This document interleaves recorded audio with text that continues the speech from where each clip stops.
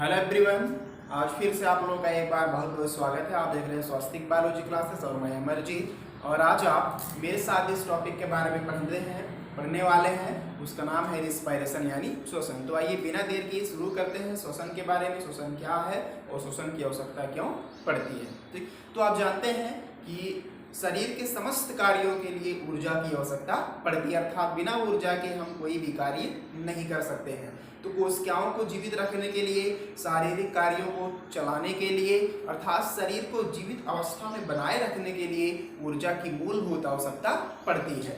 और वह ऊर्जा हमें भोजन के ऑक्सीकरण के फलस्वरूप प्राप्त होती है। ठीक, तो अगर हम स्पेशली श्वसन के बारे में बात करें तो श्वसन का मुख्य उद्देश्य कोश की श्वसन से होता है, सेलुलर रिस्पायरेशन से होता है। ठीक, तो अगर हम श्वसन की परिभाषा आपको बताएं तो श्वसन वह अपचयी प्रक्रिया है जिसमें ऊर्जा उत्पादन हेतु कोशिकाओं में भोजन का ऑक्सीकरण किया जाता है। ठीक, तो वह अपचयी क्रिया जिसमें ऊर्जा उत्पादन हेतु कोशिकाओं में भोजन का ऑक्सीकरण किया जाता है श्वसन कहलाता है। ठीक, और वह पदार्थ जो श्वसन में उपयोग किए जाते हैं उसको हम रिस्पायरेटरी सबस्ट्रेट के नाम से जानते हैं। और स्पेशली श्वसन में होता क्या है, मैंने आपको बताया कि भोजन का ऑक्सीकरण होता है। और मैंने आपको क्या बताया कि जिस भोजन का ऑक्सीकरण होता है उसको हम रिस्पायरेटरी सबस्ट्रेट बोलते हैं। और उस रिस्पायरेटरी सबस्ट्रेट में जो सबसे मूलभूत आवश्यक रिस्पायरेटरी सबस्ट्रेट है उसको हम क्या कहते हैं, ग्लूकोज कहते हैं, 6 कार्बन वाला शर्करा कहते हैं। ठीक, तो ग्लूकोज ही वह पदार्थ है जिसका उपयोग शरीर श्वसन में ऑक्सीकरण के लिए भोजन के उपयोग में लाता है। ठीक, तो जो भोजन श्वसन में ऊर्जा के उत्पादन के लिए उपयोग में लाया जाता है वह क्या है, ग्लूकोज है, जिसका ऑक्सीकरण कहाँ होता है, कोशिकाओं के अंदर। ठीक, तो यहाँ आप देख रहे हैं कि यह ग्लूकोज है और ग्लूकोज का क्या होगा, ऑक्सीकरण होगा, मतलब ऑक्सीजन की उपस्थिति में इसका विखंडन होगा। कहाँ होगा, सेल में होगा। ठीक, सेल में होगा तो क्या बनेगा, कार्बन डाइऑक्साइड, जल, और लास्ट में क्या निकलेगी, ऊर्जा निकलेगी। क्योंकि रिस्पायरेशन हमने क्यों किया है, हमने रिस्पायरेशन इसलिए किया है ताकि हमको ऊर्जा मिलती रहे, हमारे शरीर के जो भी आवश्यक कार्य हैं वह चलते रहें और हम जीवित रहें। ठीक, तो श्वसन में क्या होता है, स्पेशली सेलुलर रिस्पायरेशन में इनसाइड द सेल ग्लूकोज का विखंडन होता है, ग्लूकोज का ऑक्सीकरण होता है। और ऑक्सीकरण कैसे होता है, ऑक्सीजन की उपस्थिति में। तो कोशिकाओं में ग्लूकोज का ऑक्सीजन की उपस्थिति में ऑक्सीकरण होता है और फलस्वरूप क्या बनता है, कार्बन डाइऑक्साइड, जल और एनर्जी। ठीक, और जो एनर्जी बनती है वह स्टोर हो जाती है in the form of ATP यानी एडेनोसिन ट्राइफॉस्फेट। तो श्वसन में जो ऊर्जा मुक्त होती है, जो ऊर्जा बाहर निकलती है वह हमारे शरीर में एटीपी यानी एडेनोसिन ट्राइफॉस्फेट के रूप में संचित रहती है। ठीक, इसीलिए हम जो है एटीपी को करेंसी ऑफ सेल बोलते हैं। ठीक, यानी energy currency of the cell, कोशिका का मुद्रा घर। ठीक, तो कोशिका अब देख रहे हैं, hence the energy is stored in the form of ATP. So ATP is known as energy currency of the cell. तो कोशिकाओं का ऊर्जा मुद्रा हम किसको कहते हैं, ATP को कहते हैं, एडेनोसिन ट्राइफॉस्फेट को कहते हैं। तो एडेनोसिन ट्राइफॉस्फेट है क्या, मैं आपको बता दूं कि एडेनोसिन ट्राइफॉस्फेट जो आपका एडेनोसिन है यह एक प्रकार का प्रोटीन है। एडेनोसिन से क्या होता है, 3 फास्फेट के अणु जुड़े होते हैं। सबसे पहले एडेनोसिन से एक फास्फेट का अणु जुड़ता है तो बनता है AMP यानी एडेनोसिन मोनोफास्फेट। और अगर एडेनोसिन से 2 फास्फेट के अणु जुड़ जाते हैं तो बन जाता है AMP से ADP यानी एडेनोसिन डाइफॉस्फेट। और एडेनोसिन डाइफॉस्फेट एक और फास्फेट के साथ क्रिया कर लेता है तो बना लेता है ATP यानी एडेनोसिन ट्राइफॉस्फेट। तो एडेनोसिन ट्राइफॉस्फेट में एक एडेनोसिन होता है यानी एक एडेनिन होता है और उसके साथ 3 फास्फेट के अणु जुड़े होते हैं। और इसी अवस्था में जो ऊर्जा है वह संचित रहती है कोशिकाओं के अंदर। ठीक, तो जो भी ऊर्जा का उपयोग हम करते हैं वह किस रूप में करते हैं, एटीपी के रूप में करते हैं, एडेनोसिन ट्राइफॉस्फेट के रूप में करते हैं। इसलिए एटीपी को कोशिकाओं का मुद्रा कहा जाता है और जो रिस्पायरेशन की प्रक्रिया है उसमें जो ऊर्जा मुक्त होती है वह एटीपी के रूप में होती है। ठीक, तो श्वसन क्या है, श्वसन वह अपचयी क्रिया है जिसमें कोशिकाओं में ऊर्जा उत्पादन हेतु भोजन का ऑक्सीकरण किया जाता है और भोजन के ऑक्सीकरण के फलस्वरूप ऊर्जा मुक्त होती है और वह मुक्त ऊर्जा एटीपी के रूप में कोशिकाओं में संचित होती है। इसलिए एटीपी को कोशिकाओं का मुद्रा कहा जाता है और एटीपी एडेनोसिन से इस अवस्था में जुड़ी होती है। सबसे पहले एक जुड़ता है एडेनोसिन मोनोफॉस्फेट, दो जुड़ते हैं एडेनोसिन डाइफॉस्फेट और तीन फॉस्फेट तक जब जुड़ जाते हैं तो एडेनोसिन ट्राइफॉस्फेट के रूप में संचित रहते हैं कोशिकाओं के अंदर। ठीक, इतना क्लियर हुआ। तो आइए अब हम देखते हैं कि श्वसन कितने प्रकार के होते हैं। ठीक, तो सबसे पहले मैं आपको बता दूं कि ग्लूकोज जो है वह डायरेक्टली रिस्पायरेशन में इन्वॉल्व नहीं होता है, बल्कि सबसे पहले जब कोशिका ग्लूकोज को श्वसन के लिए सेलेक्ट करता है, चूज करता है, तो वह कोशिका को सबसे पहले कोशिका द्रव्य में ले जाता है, क्योंकि मेन जो रिस्पायरेशन की प्रक्रिया है वह कोशिकाओं के कोशिकांग यानी माइटोकॉन्ड्रिया में संपन्न होता है। तो माइटोकॉन्ड्रिया में पहुंचने से पहले जो ग्लूकोज है वह कोशिका के कोशिका द्रव्य में जाता है और कोशिका द्रव्य से फिर कहाँ चला जाता है, माइटोकॉन्ड्रिया में चला जाता है। तो जो रिस्पायरेशन के लिए सबस्ट्रेट है ग्लूकोज, वह सबसे पहले ग्लूकोज से ग्लाइकोलिसिस करता है। ग्लाइकोलिसिस के दौरान वह 6 कार्बन वाले अणुओं से टूट करके 3 कार्बन वाले अणु यानी पायरुविक एसिड में परिवर्तित हो जाता है। अब जो पायरुविक एसिड है वह क्या करता है, माइटोकॉन्ड्रिया में जाता है और माइटोकॉन्ड्रिया में ही जो ऑक्सीजन की उपस्थिति और ऑक्सीजन की अनुपस्थिति होती है उसी के आधार पर हम श्वसन को 2 भागों में बांटते हैं। तो श्वसन कितने प्रकार का है, श्वसन प्राय 2 प्रकार का होता है। पहले जो श्वसन की प्रक्रिया है उसको हम आपसी श्वसन कहते हैं और दूसरी जो श्वसन की प्रक्रिया है उसको हम अनाक्षी श्वसन के नाम से जानते हैं। तो इस तरह से श्वसन के कितने प्रकार हैं, श्वसन के मुख्यतः 2 प्रकार हैं जिसको हम आक्षी श्वसन एवं अनाक्षी श्वसन के नाम से जानते हैं, यानी एरोबिक रिस्पायरेशन और एनारोबिक रिस्पायरेशन के नाम से जानते हैं। तो आइए हम एक एक करके एरोबिक और एनारोबिक यानी आक्षी और अनाक्षी श्वसन के बारे में आपको बताते हैं। तो देखते रहिए, लास्ट तक बने रहिए। तो आइए हम सबसे पहले शुरू करते हैं आक्षी श्वसन, यानी हेडिंग से आपको पता चल रहा है आक्षी का मतलब क्या होगा, in the presence of oxygen, यानी यह जो प्रक्रिया है वो ऑक्सीजन की बिल्कुल उपस्थिति में संपन्न होने वाली है। दूसरा प्रक्रिया आप देख रहे हैं अनाक्षी, यानी यहाँ ऑक्सीजन क्या है, यहाँ ऑक्सीजन अनुपस्थित होने वाला है, अर्थात यहाँ पर जो श्वसन की प्रक्रिया होगी वह बिना ऑक्सीजन की होने वाली है। तो ये देखते हैं, बहुत इंटरेस्टिंग टॉपिक है रिस्पायरेशन। बने रहिए, लगातार देखते रहिए आक्षी श्वसन क्या है। तो आइए देखते हैं आक्षी श्वसन क्या है और कैसे किया जाता है। तो सबसे पहले मैं आपको बता दूं आक्षी श्वसन है क्या। आक्षी श्वसन श्वसन की वह प्रक्रिया है जिसमें ऑक्सीजन की उपस्थिति में कोशिकाओं का पूर्ण ऑक्सीकरण होता है और अंत में क्या होता है, अधिक मात्रा में ऊर्जा बाहर निकलती है। और मैं आपको बता दूं कि अगर ग्लूकोज का कंप्लीट ऑक्सीकरण होता है तो लास्ट में 38 एटीपी ऊर्जा का निर्माण होता है, अर्थात एक ग्लूकोज के अणु के विखंडन के फलस्वरूप कितनी ऊर्जा निकलती है, 38 एटीपी निकलती है। तो आइए देखते हैं कैसे।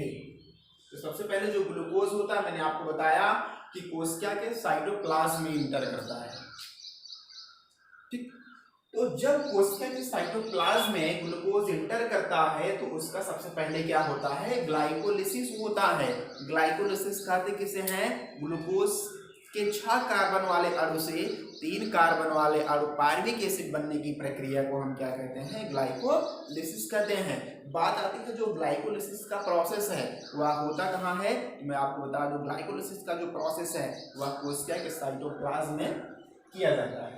यहाँ देख रहे हैं आप, पहले प्रोसेस में क्या हो रहा है, क्योंकि श्वसन क्या है, एक स्टेप बाय स्टेप चलने वाली प्रक्रिया है। श्वसन एक चरणबद्ध प्रक्रिया है, कई स्टेप में इसका जो प्रोसेस है कंप्लीट होता है। तो आइए हम बताते हैं आपको step by step well detail से।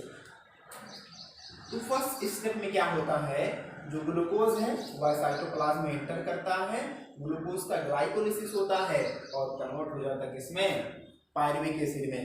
यानी ग्लूकोज क्या है, 6 कार्बन वाला शर्करा है, यह 6 कार्बन वाले शर्करा से 3 कार्बन वाले शर्करा यानी पायरुविक एसिड में परिवर्तित हो जाता है। तो 6 कार्बन वाले शर्करा से 3 कार्बन वाले शर्करा के बनने की प्रक्रिया को हम क्या कहते हैं, ग्लाइकोलिसिस कहते हैं। ठीक, अब जिसका ग्लाइकोलिसिस हुआ है वह आगे एंटर करेगा और कहाँ जाएगा, माइटोकॉन्ड्रिया में जाएगा। जब पायरुविक एसिड माइटोकॉन्ड्रिया में जाता है तो वहां पे क्रेब्स साइकिल का निर्माण होता है। अब क्रेब्स साइकिल में क्या होगा, जो पायरुविक एसिड है वह किस में टूट जाएगा, कार्बन डाइऑक्साइड और जल में, और अंत में क्या होगा, ऊर्जा निकलेगी। कितनी ऊर्जा निकलेगी, तो मैं आपको बता दूं कि 1 मोल ग्लूकोज अगर ऑक्सीजन की उपस्थिति में ऑक्सीकरण कर रहा है तो वहां पूरा 6 कार्बन डाइऑक्साइड, 6 मोल वाटर और लास्ट में 38 एटीपी ऊर्जा का निर्माण होता है। तो ऑक्सीजन क्या है, आई होप आप समझ गए होंगे कि वह प्रक्रिया जो ऑक्सीजन की उपस्थिति में संपन्न होती है ऑक्सीजन कहलाती है। इसमें क्या होता है, ग्लूकोज का पूरा ऑक्सीकरण होता है और अंत में 38 एटीपी ऊर्जा का निर्माण होता है। तो सबसे पहले ऑक्सीजन में होता क्या है, ग्लूकोज का ग्लाइकोलिसिस होता है, यानी 6 कार्बन वाले शर्करा से 3 कार्बन वाली शर्करा बनती है। वह पायरुविक एसिड क्रेब्स साइकिल में प्रवेश करता है, प्रक्रिया माइटोकॉन्ड्रिया में होती है और कार्बन डाइऑक्साइड और जल का निर्माण हो जाता है और अंत में 38 एटीपी ऊर्जा का निर्माण हो जाता है। तो यहाँ जो प्रोसेस आप देख रहे हैं C6H12 + O6 = C6CO2 + 6H2 और प्लस 38 एटीपी एनर्जी। तो इसी होल प्रोसेस को हम क्या कहते हैं, एरोबिक रिस्पायरेशन कहते हैं, यानी ऑक्सीश्वसन कहते हैं। तो जब ऑक्सीश्वसन होगा यानी ऑक्सीजन की कंप्लीट उपस्थिति होगी तो उस अवस्था में ग्लूकोज, कार्बन डाइऑक्साइड, जल और ऊर्जा में परिवर्तित हो जाता है। ऑक्सीश्वसन क्लियर। नेक्स्ट आइए हम देखते हैं अनऑक्सीश्वसन क्या है। तो अनऑक्सीश्वसन क्या है, ऑक्सीश्वसन का जस्ट उल्टा होता है। ऑक्सीश्वसन में क्या होता है, ग्लूकोज का पूर्ण ऑक्सीकरण होता है और लास्ट में कार्बन डाइऑक्साइड, जल और ऊर्जा बनती है। लेकिन अनऑक्सीश्वसन में क्या होता है, ऑक्सीजन की अनुपस्थिति होती है, ग्लूकोज का अपूर्ण ऑक्सीकरण होता है और लास्ट में एथिल अल्कोहल, कार्बन डाइऑक्साइड और ऊर्जा बनती है। तो कैसे बनती है देखते हैं। यह है ग्लूकोज। ग्लूकोज सबसे पहले कहाँ जाता है, साइटोप्लाज्म में। किस लिए जाता है, ग्लाइकोलिसिस। ग्लाइकोलिसिस क्या है, ग्लूकोज के एक अणु से पायरुविक एसिड के 2 अणु बनने की प्रक्रिया को हम क्या कहते हैं, ग्लाइकोलिसिस कहते हैं। तो सबसे पहले ग्लूकोज का ग्लाइकोलिसिस हुआ इन द साइटोप्लाज्म और कन्वर्ट हुआ किसमें, पायरुविक एसिड में। वह पायरुविक एसिड इस बार क्या है, ऑक्सीजन की अनुपस्थिति में टूटेगा। पहली बार क्या हुआ था, ऑक्सीजन की उपस्थिति में टूटा था तो क्या बनाया था, कार्बन डाइऑक्साइड, जल और ऊर्जा। लेकिन जब यह ऑक्सीजन की अनुपस्थिति में टूटता है तो बन जाता है एथिल अल्कोहल। यहाँ पर क्या हो गया,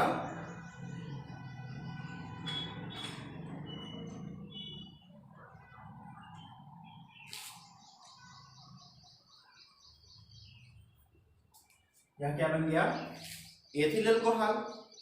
तो पायरुविक एसिड साइटोप्लाज्म में क्या है, ऑक्सीजन की अनुपस्थिति है तो किसमें कन्वर्ट हो रहा है, 2C2H5OH यानी 2 मोल एथिल अल्कोहल बना रहा है और क्या बना रहा है, CO2 बना रहा है, प्लस ऊर्जा निकल रही है। लेकिन यहाँ जो ऊर्जा निकलती है वह केवल कितनी होती है, 2 ATP, यानी यहाँ केवल 2 मोल ऊर्जा ही बाहर निकलती है। और कम ऊर्जा बाहर निकलने का जो कारण है, क्योंकि यहाँ पे कंप्लीट ऑक्सीकरण हो रहा था, यहाँ पे क्या हो रहा है, केवल 2 कार्बन डाइऑक्साइड, 2 कार्बन के मॉलिक्यूल्स बाहर हो रहे हैं और जितना कम कार्बन टूटेगा उतना कम ऊर्जा बाहर निकलेगी।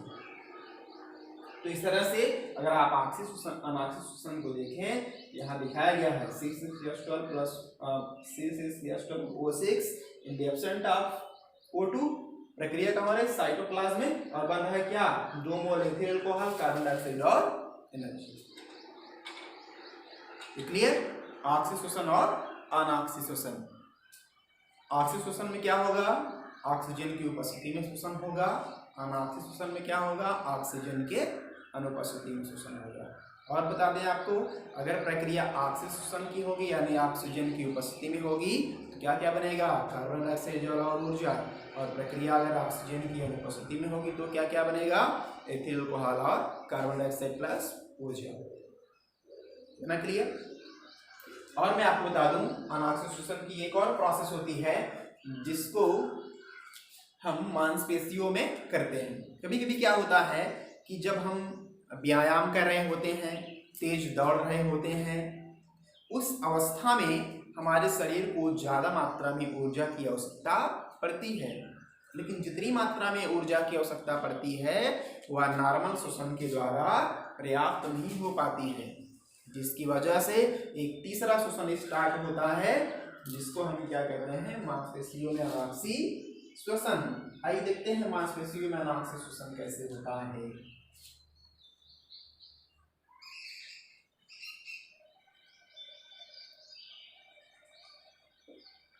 तो यह हो गया आपका क्या, कार्बन डाइऑक्साइड। पायरुविक एसिड तो पहले से बनेगा ही, बिना पायरुविक एसिड के और रेस्पिरेशन नहीं होता है। पायरुविक एसिड हो गया। और इस बार क्या होगा, जब हम तेज दौड़ रहे होते हैं, व्यायाम कर रहे होते हैं, उस अवस्था में हमारे शरीर के अंदर ऑक्सीजन की कमी हो जाती है। यहाँ पे ऑक्सीजन का क्या होगा, अभाव होगा। और जब श्वसन की प्रक्रिया ऑक्सीजन के अभाव में होता है तो इन दोनों से अलग एक तीसरा प्रोडक्ट बनता है जिसको हम लैक्टिक एसिड के नाम से जानते हैं। लैक्टिक एसिड कैसे बनेगा, C3H6O3 के 2 मॉलिक्यूल्स। ठीक, तो यहाँ क्या हो रहा है, तीसरे प्रकार का जो श्वसन है वह ऑक्सीजन के अभाव में हो रहा है। 2 बार श्वसन हुआ, एक बार पूर्ण रूप से उपस्थित, दूसरी बार पूर्ण रूप से अनुपस्थित, लेकिन तीसरी बार की जो प्रोसेस हो रहा है वह कैसे होता है, ऑक्सीजन के अभाव में। और मैं आपको बता दूं, जब श्वसन की प्रक्रिया ऑक्सीजन के अभाव में होता है तो एक तीसरा प्रोडक्ट बनता है जिसको हम लैक्टिक एसिड के नाम से जानते हैं। ठीक, और मैं आपको बता दूं कि जब हम तेज दौड़ते हैं तो कुछ दूर दौड़ते दौड़ते हम थक जाते हैं। थकने का कारण होता है कि श्वसन की प्रक्रिया अब कहाँ होने लगती है, मस्कुलर सेल में। अगर ऑक्सीजन का अभाव होगा तो श्वसन की प्रक्रिया कहाँ होगी, मस्कुलर सेल में, मांसपेशियों की कोशिकाओं में। तो वहाँ क्या होता है, जब मांसपेशियों में लैक्टिक एसिड का जमाव हो जाता है तो इसको हम कहते हैं पेशी क्रैम्प। जहाँ मांसपेशियों का जो कंट्रैक्शन है वह धीरे धीरे बंद हो जाता है, जिसकी वजह से हम थकने लगते हैं, हमें थकावट महसूस होती है। और कुछ समय जब हम रुक करके रिलैक्स होते हैं तो जो ऑक्सीजन का अभाव हुआ था वह पूर्ण रूप से पूरा हो जाता है और फिर से हमें एनर्जी मिल जाती है, तो हम तेज दौड़ना प्रारंभ कर देते हैं। तो अभी तक हमने पढ़ा श्वसन के बारे में, श्वसन के प्रकार के बारे में। तो आइए अब हम आपको बताते हैं आक्सीय श्वसन तथा अनाक्सीय श्वसन में क्या डिफरेंस होता है। ठीक,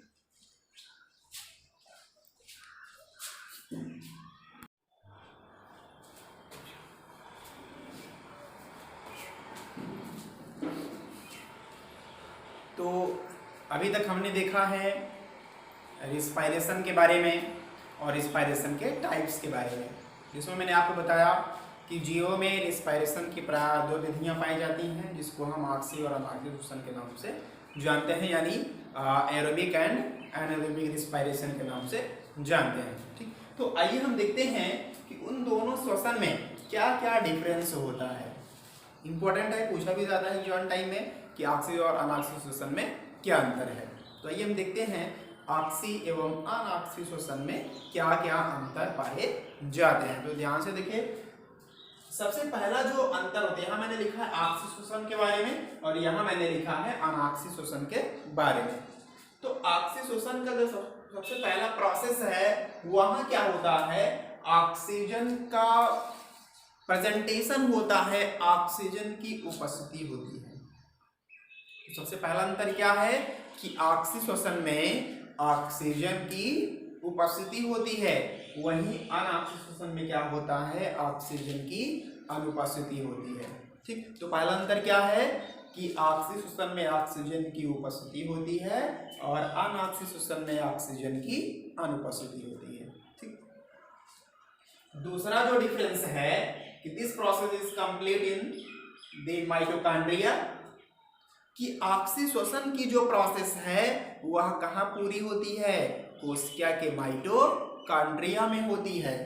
ठीक, और वहीं जो अनऑक्सी श्वसन का प्रोसेस है, this process is complete in cytoplasm, यानी जो अनऑक्सी श्वसन की प्रक्रिया है वह कोशिका द्रव्य में संपन्न होती है।